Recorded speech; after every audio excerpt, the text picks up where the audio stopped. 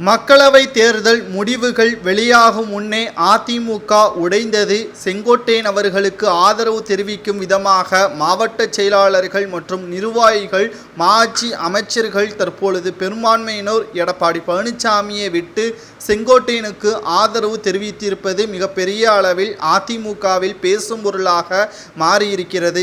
சரி, எடப்பாடி பழனிசாமி அவர்களிடம் இருந்து எதற்காக செங்கோட்டையன் அவர்களுக்கு வர வேண்டும், எடப்பாடிக்கும் செங்கோட்டையனுக்கும் என்ன பிரச்சனை என்று நாம் பார்க்கும் பொழுது, அதிமுகவை பொறுத்தளவிற்கு சீனியர் என்ற முறையில் செங்கோட்டையன் அவர்கள்தான் அதிமுகவை வழிநடத்த வேண்டும். அதாவது புரட்சி தலைவி ஜெயலலிதா அவர்கள் மறைந்ததற்கு பிறகு பன்னீர்செல்வம் அவர்கள் முதல்வராக பதவியேற்றார்.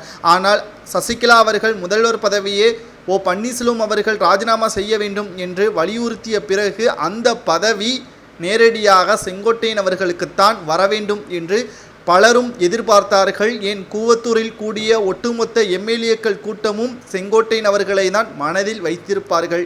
ஆனால் கடைசி நேரத்தில் சசிகலா அவர்கள் செங்கோட்டையன் அவர்களிடம் அதிமுகவை கொடுத்தால் திரும்ப பெற முடியாது என்பத காரணத்திற்காகவும் அதிமுகவில் நமக்கு நம்பிக்கையாக இருக்கக்கூடிய எடப்பாடி பழனிசாமி அவர்களிடம் கொடுத்தால் நிச்சயமாக சிறைக்கு சென்று திரும்பி வந்தவுடன் அனைத்து பதவிகளையும் பெற்றுவிடலாம் என்று சசிகலா அவர்கள் நினைத்தார்.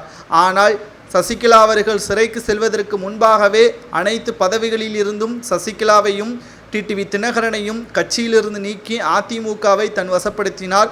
ஆட்சி அதிகாரங்கள் எடப்பாடி பழனிசாமி கையில் சென்ற பிறகு எந்த ஒரு அமைச்சரும் எடப்பாடி பழனிசாமியை எதிர்க்க முடியவில்லை. கடைசியில் அதிமுக எடப்பாடி பழனிசாமிற்கு பின்னால் தான் இருந்தது. அதில் எந்த ஒரு மாற்றுக்கருத்தும் கிடையாது. இது 2021 சட்டமன்ற தேர்தல் வரை முழுமையாக எடப்பாடி பழனிசாமியை நம்பி கொண்டிருந்த சூழ்நிலையில் 2021 சட்டமன்ற தேர்தலில் அதிமுக தோல்வியடைந்து எதிர்க்கட்சியாக மாறியது. குறிப்பாக 3.8% தோல்விதான் அதிமுக தழுவியது என்பதற்காக எடப்பாடி பழனிசாமியை யாரும் எதிர்க்கவில்லை. கடைசியில் அதிமுக இடைத்தேர்தலில் ஈரோடு கிழக்கு தொகுதி இடைத்தேர்தலில் மிகப்பெரிய ஒரு தோல்வியை இழந்து டெபாசிட்டையும் இழந்தது. எடப்பாடி பழனிசாமிற்கு பயம் வந்துவிட்டது. கட்சியிலிருந்தும் பதவியிலிருந்தும் தூக்கி விடுவார்கள் என்ற அச்சத்தின் காரணமாக அதிமுகவில் பல நடவடிக்கைகளை மேற்கொண்டார். கட்சிக்கும் கட்சியிலிருந்து நீக்கப்பட்டவர்களுக்கும் எந்த ஒரு சம்பந்தமும் கிடையாது என்று நீதிமன்றத்தில் வழக்கு தொடர்ந்தார். அது மட்டுமல்ல, அதிமுகவை பொறுத்தளவிற்கு என்னை எதிர்ப்பவர்கள் கட்சியில் இருக்கக்கூடாது என்ற ஒரே முழக்கத்தை தான் தற்பொழுது வரை முதல் விதியாக வைத்திருக்கிறார்.